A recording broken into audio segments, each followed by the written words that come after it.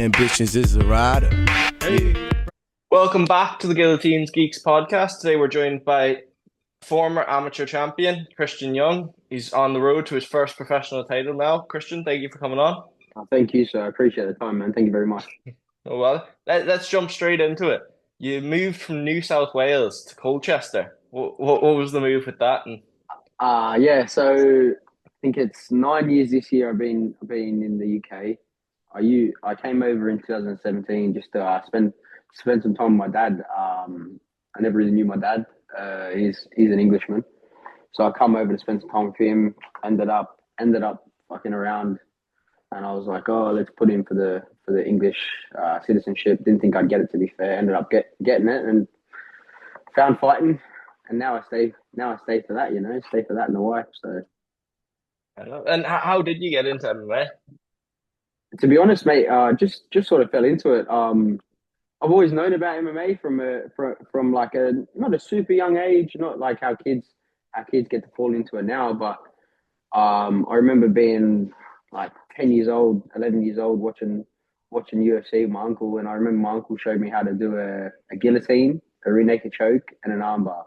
And I was like super young, watching Nick Diaz and George St. Pierre. So I've always known about it, but I just walked into an MMA gym one day. Just I think I was just after my 21st birthday. So well, walked into an MMA gym, was like, oh, like I just want to sort of grapple.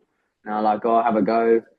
Did it for about 18 months. My first amateur fight. Ended up leaving that gym, unfortunately. And yeah, then again, walked into Webby's gym. Again, just wanted to do jiu-jitsu. Put on a fair bit of weight, obviously having the time off and just eat like a pig. So just wanted to do jiu-jitsu. Just wanted to just lose some weight and have a little bit of a laugh. And Webby got me fighting again, and here we are.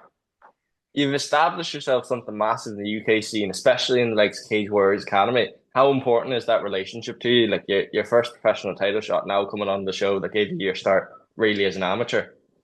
Yeah, I love Cage Warriors Academy, especially being in the backyard. It's such a great promotion for, obviously it's one of the best promotions in Europe for amateurs, and it's still a great promotion for pros. I'm really happy that they've given me my first pro title shot, and I'm ready to win that belt and go through the whole thing from pretty much like you said, more or less gave my start. I had my second amateur fight on there, and I fought in there every time since, except for my last two pro fights. So really looking forward to it. Really excited, and I'm super happy with the guys. Like they're a great team. That are behind them. They're super professional, really well run. So yeah, I love Jack and the lads. They're all good. And you look at your pro career so far, instead of going the normal route of you see the UK lads going against a Brazilian that's flown in, who's got a 3-4 record. You're fighting like Alex Holm, Dane Bolton. You're fighting dogs week in, week out, whereas most people, when they're going into the pro ranks, just shying away. Like, Yeah, you see that a lot, especially nowadays with people trying to maybe not. I'm not going to say pad their records, but maybe protect their records. And I've never been about that. I've always had a little bit of grit, and it is what it is. Most of the time, by the time I say yes to a fight, or I go, yeah, fuck it, doesn't matter, we'll just run in. Where he's like, oh well, I've already said yes. So I don't shy away from any big moments. That's for sure. I want to test myself, and yeah, that's what I bring. yeah, we're not going to see you against Reece Street anytime soon, are we? No. Exactly that. And this upcoming fight, what do you think so far? Yeah, I'm looking forward to this fight. This guy's quite dangerous. He's had a fair few finishes. I'm pretty sure only two of his last, or one of his last five have gone to decision. So he's an exciting guy. He's a good grappler, really explosive on the feet. Super fundamental. His fundamentals are pretty bulletproof. So I'll be looking forward to exploiting some of the things I've seen, hopefully, and we'll find out on the night. That's the best part of MMA, right? It doesn't matter at the end of the day who's the best. It's a 4 ounce glove, and if you get clipped or if you end up being on bottom, elbows landing on your head, it can change the fight at any second. So I'm looking forward to it. There's three massive things that stand out about you as a fighter, as in that sets you apart from everyone else. Your world class grappling, the crowd support that you have every time you fight, you just hear Aussie, Aussie, Aussie the whole time you fight, and the iconic hairstyle and the tattoos. What's the story behind that? So the hairstyle is natural. Thankfully, I'm one of not many people in the world. I don't know exactly the exact number, but I remember I searched it up. It's something like 1.1% of the world have what I have when it comes to my hair. The tattoos are my own doing.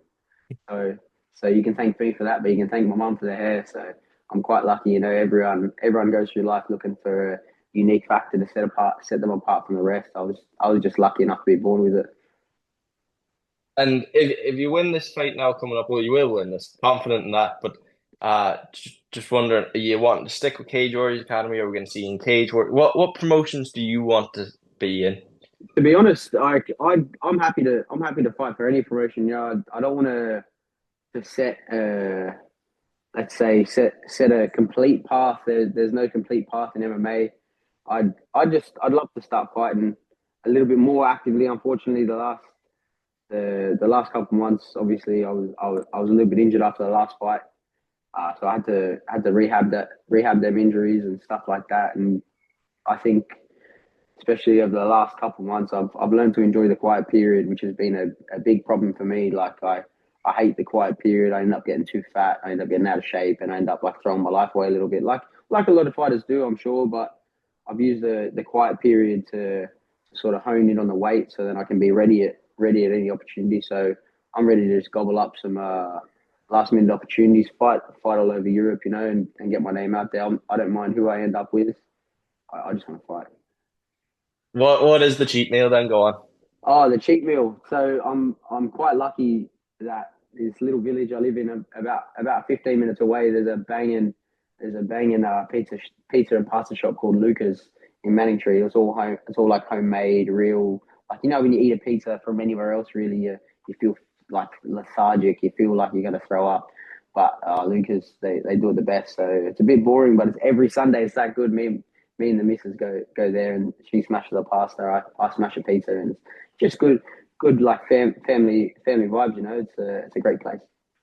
You've fought at bantamweight. I think it's two or three times now. Do you feel like flyweight's the permanent home for you? Do you think later on in your career you'll move up, or? I definitely believe flyweight's the permanent home for me. I thought my first fight was at bantamweight. I was very small for that anyway. I think I came into fight week something silly. I was only like 63 kilos. I hardly cut any weight for that. So that was just the hit the foot in as such. And being down at flyweight, I feel so much more just not. I'm not going to say for lack of a better word, normal. I don't feel too heavy. I don't feel too lethargic. I don't mind. I don't mind going up to bantamweight. Obviously, as the years progress, I'll start to maybe grow a little bit more, or grow into a little bit of a bigger frame, pack on a little bit more muscle, which is natural anyway.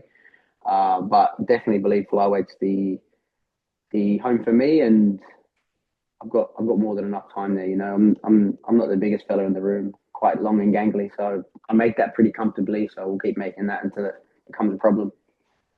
And you've seen lately, especially kind of over the past like 2, 3 years, everyone knows you're amazing grappler. You have some great finishes with your submissions, like Staying Bolton with the heel hook.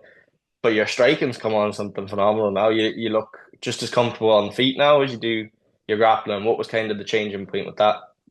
Most definitely. I've been saying to a lot of people over the last even 2 or 3 years, like there is striking in the bank. It's just not not whether I feel comfortable, but where's the best game plan going forward, and I've got an amazing set of coaches around me. But for my striking, I can definitely say it's one of my best friends, and my striking coach, to say Tommy Reed. He's been with me from the start since my second amateur fight, and he's really pretty much built me from the ground up with striking. Keep making sure I'm focusing on the boxing fundamentals, but still able to kickbox and mix it up, and especially mixing my grappling, because obviously my A game is grappling. I understand that. I am a bit more of a wrestler, a bit more of a grappler, and I am very confident in that realm. That's for sure. But feeling that confidence that can come with the hands now is very exciting. It's almost like they say, if you've only got a hammer, every problem has to look like a nail. I've started creating vast toolbox, and I'm ready to let those skills show. Excited for your next fight, mate. Thank you so much for coming on. And any socials or anything you want to shout out, or sponsors or anything? Yes, sir. I've got a long list of sponsors. I won't name them out one by one, but I'm very blessed. I'm very blessed with the team I have around me, especially the sponsors. You know, without sponsors, I wouldn't be able to do what I do. I'd probably still have to have a job.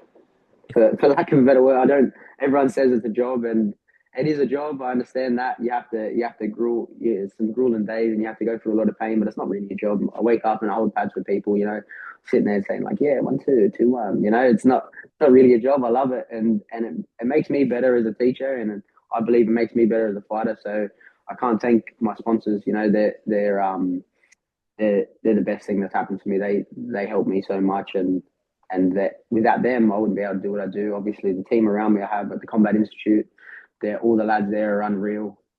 Kev Webby, the kid Ryder, he's phenomenal. He'll be coming up soon. And then obviously Tommy and the rest of the team I work with outside of the Combat Institute. Like I go down to GB Top Team, the lads there, the coaches there are phenomenal. I get to spar with some of the best people in the world. Tommy, as I said, Tommy's built me from the ground up. My striking, he's an unbelievable boxing coach, an unbelievable striking coach. And I'm very thankful for my wife. You know, she sees me in the moments where it's that typical thing of no one sees the grit and the hard work. You know, she sees the coming home at last night like 9:30, 10 o'clock, and then waking up 5 o'clock in the morning, getting it done again. You know, so she's always in my corner, and I couldn't have anyone any better. You know. Yeah, thank you so much, mate. I really appreciate this. Thank you. No, thank you, sir. Appreciate you, mate. Hey. Ambitions is a rider. Hey.